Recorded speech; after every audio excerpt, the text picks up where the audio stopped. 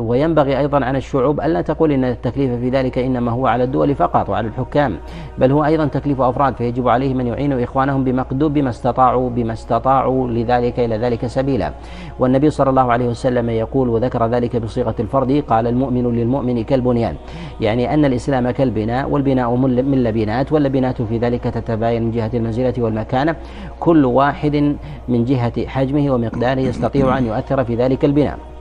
والأثر في ذلك متباين، منها ما يتعلق بالمدد بالسلاح، منها ما يتعلق بالنفس، مما يتعلق أيضا كذلك أيضا بالدعاء وغير ذلك من حسب القدرة من جهة إعانة المسلمين في فلسطين. وكل أحد في مقدار قدرته يكلفه الله عز وجل بمقدوره، فربما يكون الإنسان في أقاصي الأرض أقدر ممن كان مجاورا لفلسطين لعجزه، فإذا كان في أقصى الأرض قادرا على نصرتهم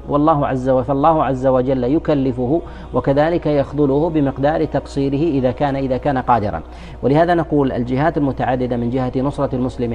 عند استنصاره بأخيه ينظر إلى القرب، وهذا معتبر لأن النبي صلى الله عليه وسلم قال كما جاء في حديث قابوس بن أبي المخارق عن أبيه قال استنصر بمن حولك من المسلمين، أنه كلما قرب الرجل